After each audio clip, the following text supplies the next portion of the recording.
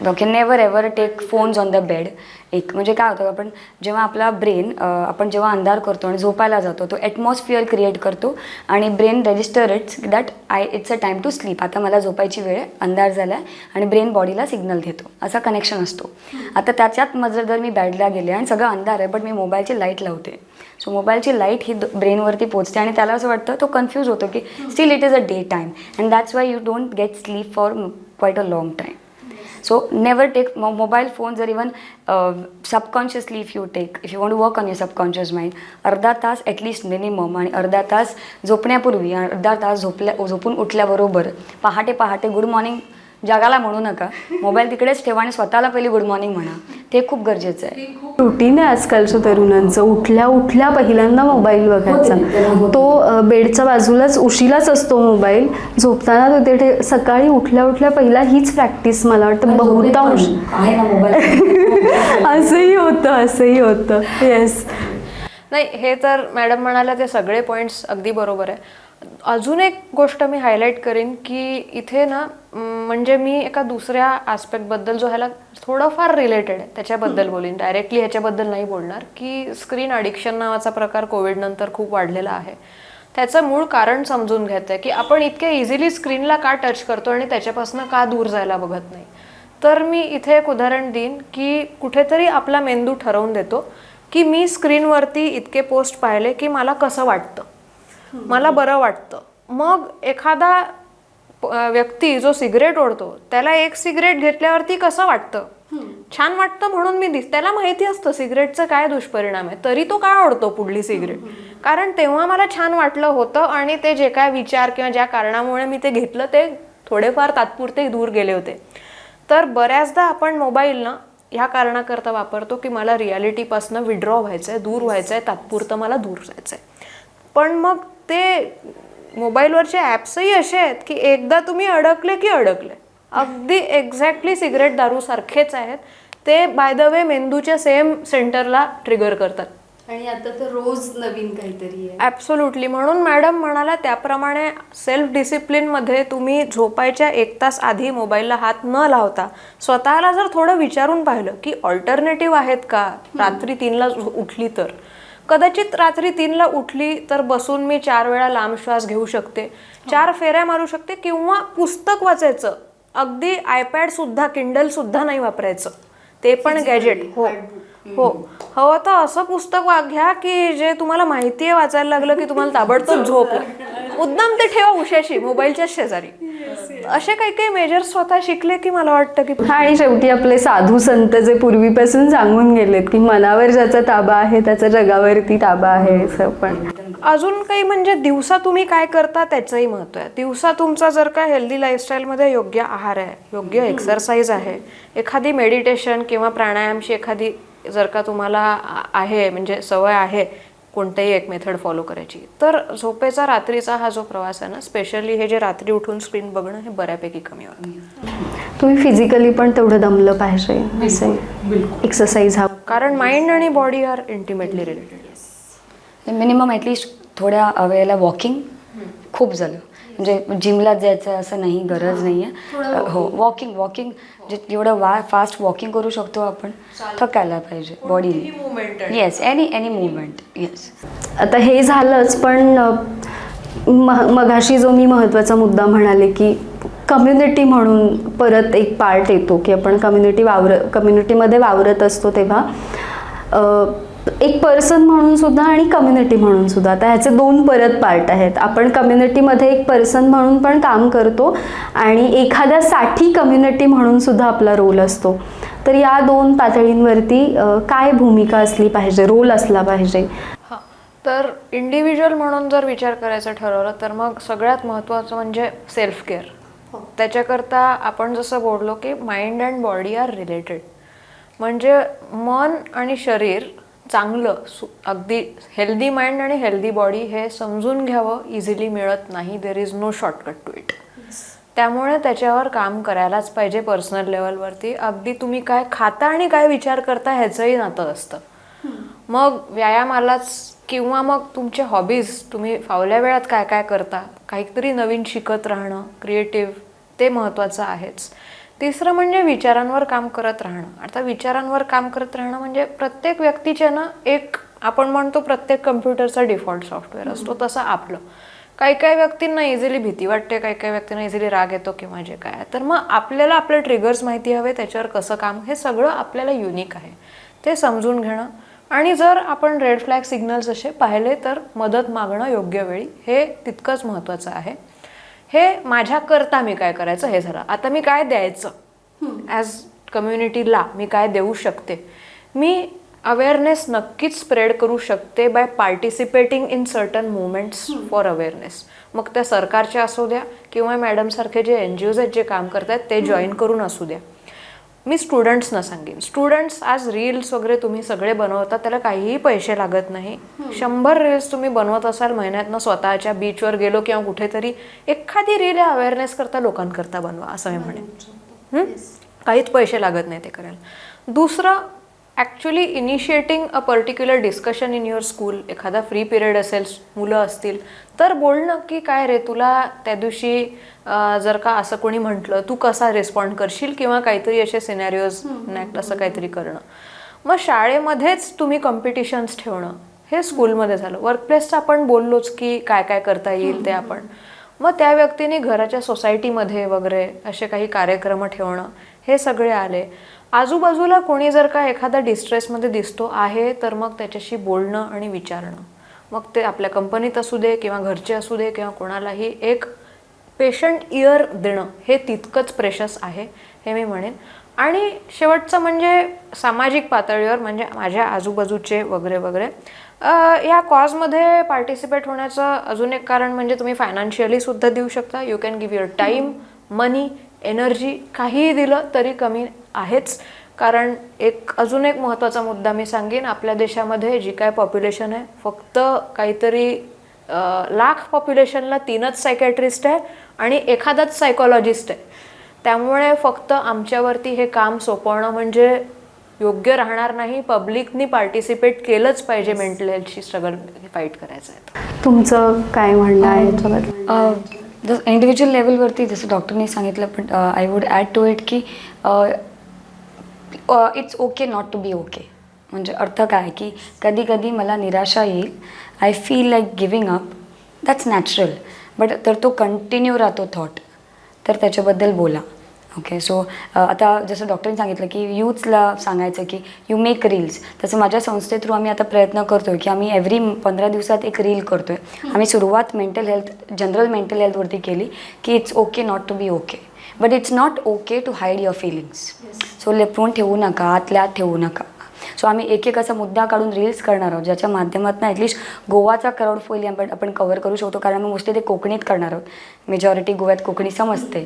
तर मग हळूहळू दुसऱ्या भाषेत आमचा प्रयत्न सुरू आहे. सो आमचं working out on the data, कसं प्रेझेंट करायचं, काय मुद्दे आहेत ते लोकांनी ऐकायला पाहिजे आणि बघायला पाहिजे.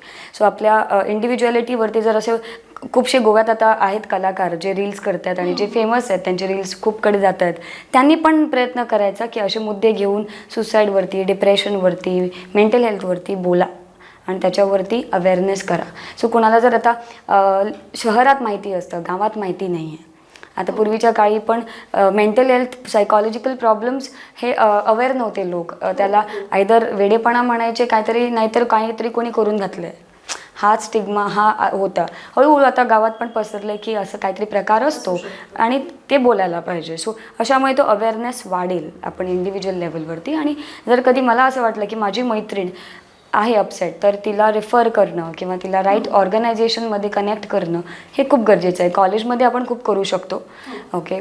कॉलेजमध्ये आयडेंटिटी क्रायसिस हा निर्माण सुरू होतो तिकडे की मी कोण आहे, मी कशी आहे. आपण जज नॉर्मली करतो. आता ट्रेंड आहे की सुंदर दिसण्याचा, पण आपण आतनं सुंदर आहोत का ह्याच्यावरती आपण वर्क करत नाही आणि मग बाहेरच्या सौंदर्यावरती आपण फक्त फोकस करतो. पण मेंटल हेल्थमध्ये आंतरिक जे सौंदर्य आहे त्याच्यावरती काम करणं. सो कॉलेजमध्ये ही आयडेंटिटी क्रायसिस खूप होते. म्हणजे मला आठवतं एका इन्सिडेंटमध्ये एक मुलगी आली आणि मला म्हणते, कॉलेजमध्ये होते, मॅम माझ्या मैत्रिणीला 20 मुलांनी अजूनपर्यंत प्रपोज केलं आहे. मला एकट्याने पण केलं नाही. म्हणजे मी चांगली नाही आहे का दिसायला, कुरूप आहे का? मी म्हटलं कोणी सांगितलं नाही, सगळ्या माझ्या मैत्रिणी म्हणतात म्हणून तुला बॉयफ्रेंड्स नाही आहे, म्हणून तुला, म्हणजे असं जग चाललं आहे सॅडली. ओके. आणि एक मुलगा आला 12वीचा, तो विचारतो मला 2 मुलींनी प्रपोज केलं, हिला येस म्हणू की तिला येस म्हणू? असे funny but serious things are happening around us, आणि ते अलर्ट करण्याची गरज आहे आपल्याला. आणि जोपर्यंत आपण ते बोलत नाही ओपनली की अशा गोष्टी होऊ शकतात, आणि त्याच्यामुळे त्या सगळ्यांना त्रास होऊ शकतो. इवन जेव्हा प्युबर्टी हिट होते मुलींना आणि बॉईजला पण होतात, पण बेसिकली मुलींना होतो. मी गावात एका टॉक करायला गेलेले मेंटल हेल्थ आणि प्युबर्टीवरती बोलत होते. त्या मुलीने मला सांगितलं, हे विषय तुम्ही आईवडिलांना सांगू शकता का? कारण थोड्या कल्चरमध्ये ते पाळतात ना, वेगळ्या रूममध्ये ठेवतात. आणि त्या एका मुलीने तर सांगितलं तिला लिटरली गोठ्यात ठेवलेलं, आणि तिचे फर्स्ट पिरियड्स होते. आणि त्याच्यात आता मी पण बाई माणूस आहे, मला जेव्हा झालं तेव्हा काय फिलिंग्स होत्या, तेव्हा आई आणि ताई जर अवेलेबल नसती तर मी कुठे पोचले असते. सो त्यावेळेला त्यांना फक्त आपल्या रिलिजियस ह्याच्यामध्ये आहे की वेगळं करा, बरोबर, तुम्ही काही मानतात, मला ऑब्जेक्शन नाही आहे, बट मेंटली अवेलेबल असणं, तिला ते समजवणं किती गरजेचं आहे. कारण तिकडे पण डिप्रेशन येऊ शकतं आणि सुसाईडवरती पण पोहोचू शकतं. म्हणून या सगळ्या गोष्टी आपण अलर्ट राहायला पाहिजे ॲज अन इंडिव्हिज्युअल. कम्युनिटीमुळे creating such awareness programs, interactions, अशा प्रोग्रामला जाणं, इंटरॅक्शन्स करणं, आणि जर आपल्याला असं कुठे आयडेंटिफाय झालं तर आपण हेल्प करणं, हे खूप अलर्टनेस इज व्हेरी इम्पॉर्टंट. आता खूप हेल्पलाईन्स आहेत, बरोबर, जसं विमेन हेल्पलाईन आहे, चाइल्ड हेल्पलाईन आहे. जसं डॉक्टरनी सांगितलं की कंपनीजमध्ये ICC आहेत, internal complaint committee, sexual harassment झालं की कंप्लेंट करू शकतो. आता कंपनीज पण काय सायकॉलॉजिस्ट अपॉइंट करतात, मी पण जाते खूपशा कंपनीजमध्ये. तर असं मी नोट केलं. तर एकदा मी एका टॉकला गेलेले, आणि मी बसस्टँडवरती उभी होते, आणि तिकडे मुलगा बसलेला होता, आणि सगळे क्राऊड जमलेले, आणि कोणालाच माहिती नाही तो कोणाचा मुलगा होता तो. मग कोणी अर्धा तासाला, पाऊण तासाला कोणी काहीच करेना. मी गेले तेव्हा मी विचारलं क्या हुआ? नाही मॅडम वो कब से बैठा है, बता नहीं किसका बच्चा है. आणि त्याला बोलता येत नव्हतं, तो बाहेरचा मुलगा होता, त्याला कोकणी हिंदी काहीच कळत नव्हतं. मग एक होती साऊथ इंडियन बाई, ती कान्नडात बोलत होती, पण तो बोलतच नाही आहे. कोणी चिप्स दिलं, कोणी पाणी दिला. 1 तासाला तो मुलगा तिकडेच बसला, आणि छोटासा मुलगा होता. मग मी तेव्हा चाइल्ड कमिशनच्या मध्ये मेंबर होते. सो मी काय केलं, मी चाइल्ड हेल्पलाईनला कॉल केला, तिकडून पोलीस बोलवलं, आणि क्लोज बाय पोलीस आले, त्या मुलग्याला रेस्क्यू केलं, तर मुलाला रेस्क्यू केलं, आणि त्या मुलाला घेऊन ते पोलीस स्टेशनमध्ये गेले, आणि मी कॉन्स्टंट टचमध्ये राहिले. आणि लकीली मग त्याची आई, तो काहीतरी बालवाडीतनं लवकर सुटला म्हणून आई घरी नव्हती म्हणून बसस्टँडवरती येऊन बसलेला. लकीली आई आली पोलीस स्टेशनमध्ये, आणि मग त्याला घेऊन गेली. आणि मला तेच म्हणायला लागले की आपण जर सगळे कम्युनिटीमध्ये असं अलर्ट राहिलं ना की हां बाबा आपण कंट्रीब्यूट काहीतरी करू शकतो.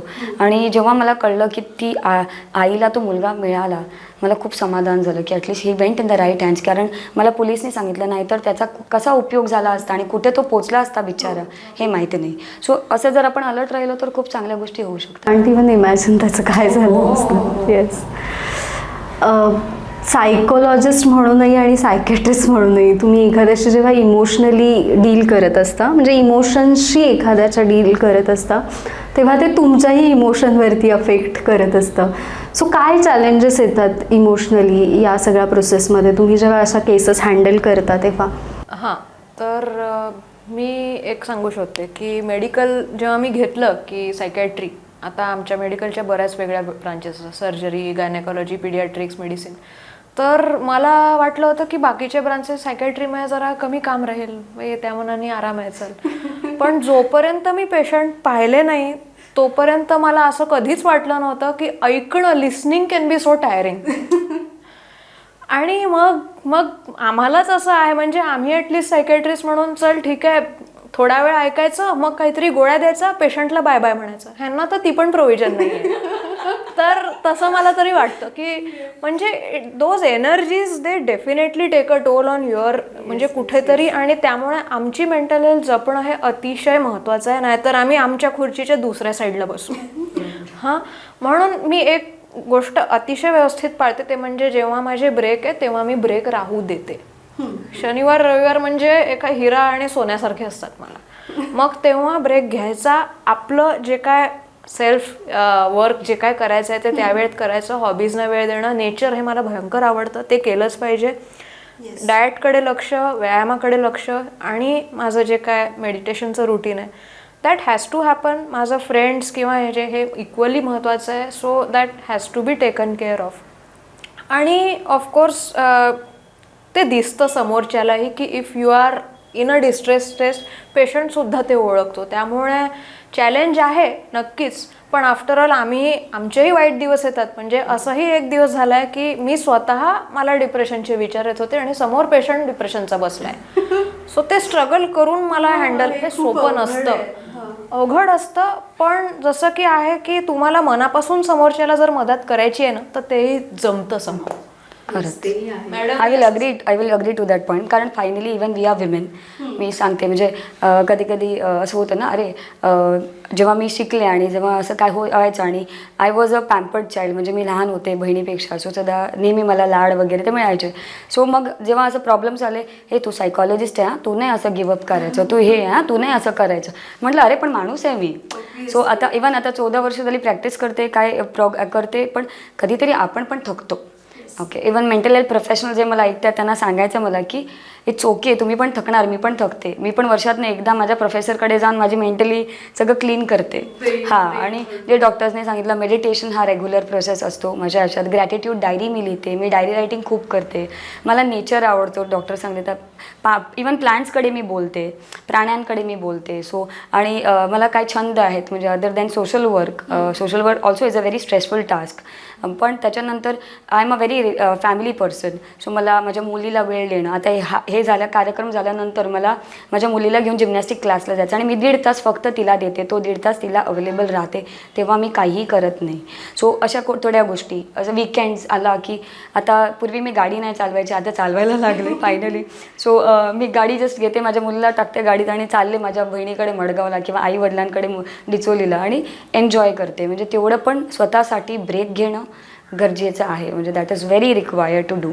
आणि कधी तुम्हाला लो वाटलं तर तुम्ही पण जा कोणाकडे आणि बोला. It is very important. कारण बघा आमचे हॉर्मोनल चेंजेस पण होतात. येस, आम्हाला पण डिफरन्स हे होतात. हॉर्मोन्स लाईक जसे आपले पॉझिटिव्ह हॉर्मोन्स असतात, स्ट्रेस हॉर्मोन्स असतात. सो थोड्या ॲक्टिव्हिटीज जे आपले पॉझिटिव्ह हॉर्मोन्सला बूस्टअप करतात.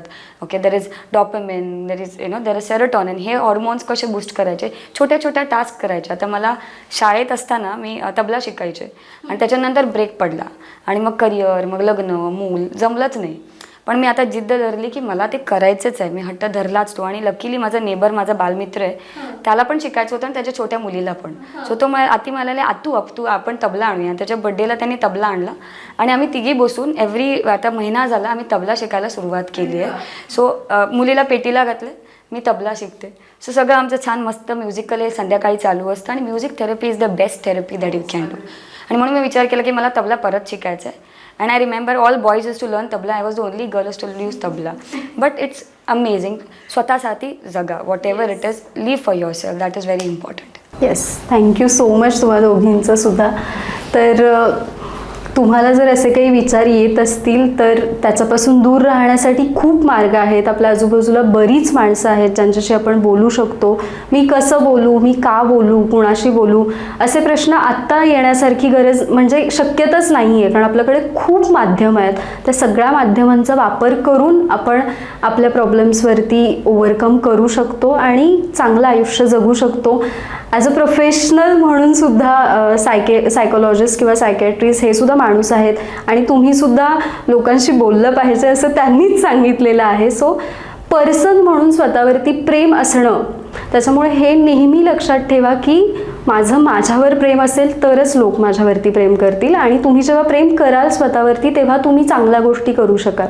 सो आजच्या दिवशी हाच एक थॉट घेऊन आपण इथे थांबूयात. पुन्हा भेटूयात. धन्यवाद.